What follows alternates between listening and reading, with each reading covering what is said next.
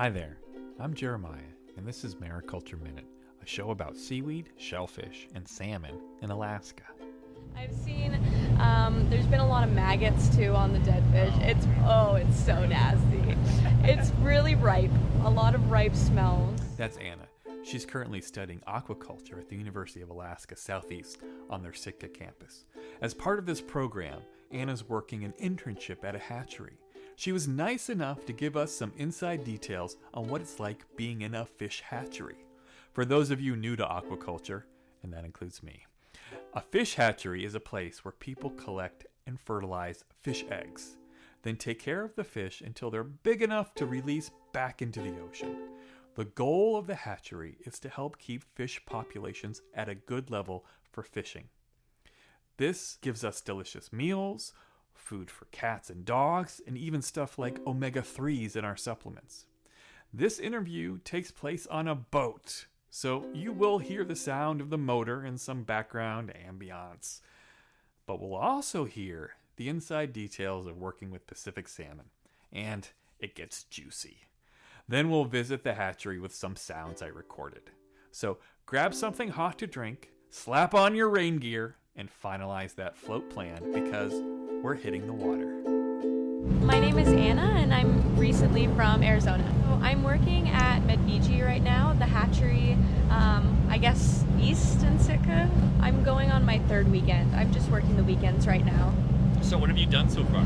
Mostly what I've done is helped with the spawning process. I've been on two duties so far, what they call bonking, which is just knocking them out and killing them with like a swift What do they call it again? Bonking. Bonking, okay. I've been on the bonking duty, and where they first electrocute the fish, and then they get sent over to the table where we're hitting them with a club, and then we hit them swiftly at the top of their head and listen for a tink.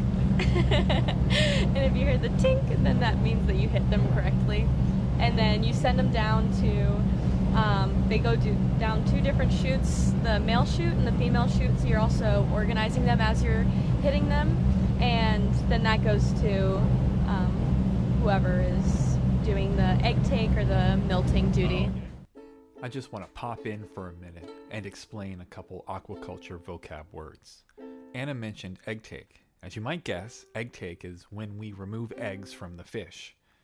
Milt, as in milting duty, as Anna just said. Milt is the liquid that contains the male's genetic information that will fertilize the egg. In other words, the fish's sperm. So you have to bonk them and then you have to identify if they're male or female? Mm-hmm. Is that right? Yep. Is it hard to do all that at once? Is Honestly, it happening fast? I thought it would be harder than it was, but at first you have to kind of think about it more. But then you start getting into the habit of it, and you don't even have to think twice about it.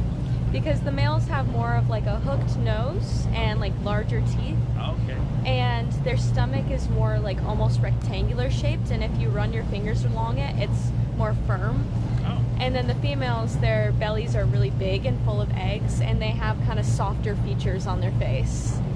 And so what kind of salmon are these? We have been spawning chum.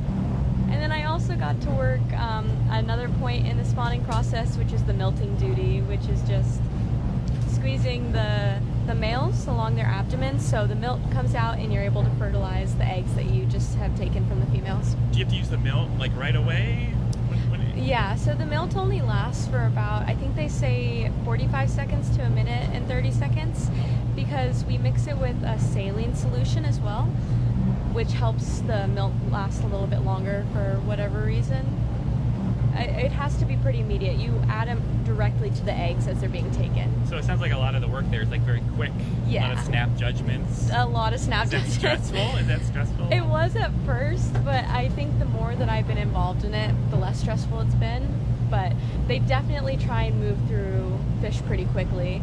Medvejie, I know on a busy day, they're gonna do about 3 million eggs. Oh, wow. But it's crazy because we were just at Hidden Falls and they did 3 million eggs in an hour or something like that. Yeah. So, because we only have 2 people cutting at Medvejie, whereas at Hidden Falls they have 7. I'd like to highlight a couple of things. Anna's working at the Medvejie Hatchery. Medvejie is spelled Medvejie, and it's from the Russian word for bear. Anna mentioned another hatchery, Hidden Falls, which is around a 3-hour boat ride from Sitka. Also, Anna talks about Hidden Falls being able to do a higher egg take than Medvejie because of the difference of people cutting. Here's another aquaculture term, cutting. We use it to mean, as you might guess, taking the recently dead fish and slicing open their abdomens to harvest eggs. And lastly, you might be wondering, how do the fish arrive at the hatchery? Well, they have natural instincts to swim back from the ocean to the hatchery to spawn, because they were born there. Salmon who are born in streams and rivers also try to return to where they were hatched. Could you describe some of the smells that are in your internship? A lot of dead fish smells. That's for sure. I've seen. There's been a lot of maggots too on the dead fish. It's so nasty. I think the stinkiest job is definitely doing the milting, because you have to hold them in a way that you like prop them up on your hip, so it gets caught all on your shirt, and it's like that weird kind of fishy ocean smell when they're alive, and then when they're dead, it is just stinky dead fish. Is it fun? It is a lot of fun. I really enjoy doing it. At first, it was hard to get past doing the bonking, to get past the hold up of being like, oh, I'm killing thousands of fish. What helped you get past that? I guess I made the shift in my brain that, these salmon are gonna die. They're terminal spawners. They're gonna die either way. And it's probably better that I hit them once with a club and they die than they're dragging around flesh falling off their body and rotting to death slowly. So I was like, you know what? I'm gonna be so good at bonking these fish, they won't even know what happened. Listening to Anna now about the salmon spawning and wasting away, the body falling apart, it seems slightly similar to my own aging process after having kids. So let's see, was this your first choice for your internship? It was, yeah, it was, because I really want to work in hatcheries, whether that's salmon or trout hatcheries. When the opportunity was to work at Medvejie, I was really, really excited about it, and especially at the scale that Medvejie is doing. I've never worked in that before. With Anna talking about never working in this kind of place before, I asked her if anything was scary about the internship. I'd say, honestly, I think learning anything new is a little bit scary, because you want to catch up with everyone else who's been doing it a really long time. You want to keep up with them. And when you're new to that, it can be a little stressful, feel like you're holding them back, but you have to remember to be patient with yourself and be like, it's okay if I don't learn it immediately, because the more patient I am, the quicker I'll get it. That's probably the scariest thing. That was scary. Yeah. Being patient with yourself is scary. It kind of is. It kind of is. Some time's passed since I spoke to Anna, and since then I got to visit Medvejie. Here are some sounds you might hear at the hatchery. First, a little sample of the long, bumpy car ride from downtown Sitka to where the pavement ends, then a ways down that road. When you pull up to Medvejie, it's right on the water, so it's no surprise that a place full of fish attracts some visitors. I think these are seagulls. The hatchery itself is full of all sorts of containers with running water to house the fertilized eggs and growing fish. This is the sound of a long rectangular tank called a raceway.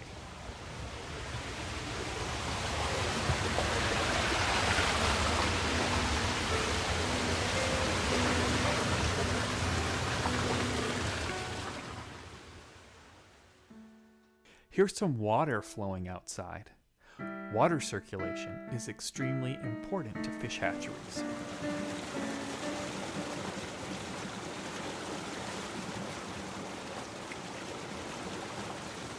And outside, in the water right by the hatchery, I can see pens made out of nets to house bigger fish. These cages in the water are called net pens. Walking around the net pens, the walkways shift and move a little with the water. And this is the sound of a hatchery worker feeding the fish in the net pen. It's the same kind of sound you'd get if you threw rice on water.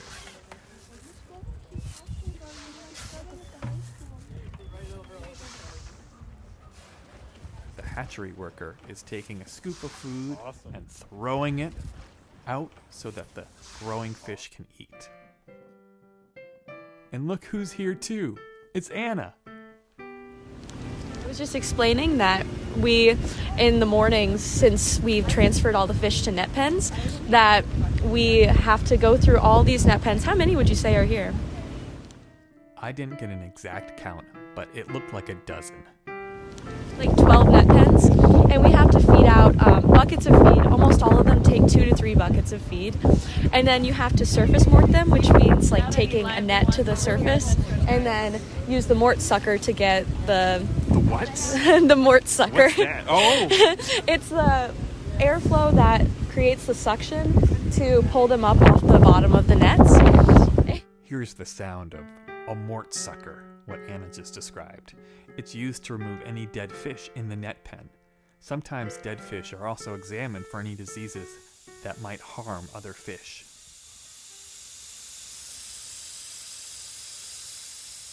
So we have to go through to all these nets and do that, and it takes 2 to 3 hours if there's only a handful of people working. But if there's more than like 2 or 3, then it goes by pretty quick. Is it fun? It is fun. I think so. It's a lot of labor because pouring all like the feed buckets and definitely moving around like the heavy nets, it takes a lot out of me, but it's really fun. It takes up my mornings. Thanks so much for listening to Mariculture Minute. We're grateful for the support from Alaska Sea Grant, the University of Alaska Southeast Sitka campus, Professor Angela Bowers, Aldo Griffo-Hahn, and Sarah Ebersol.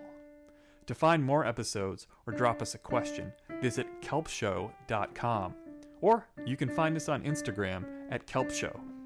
And finally, a big thank you to Walden Murphy for providing the music for this episode.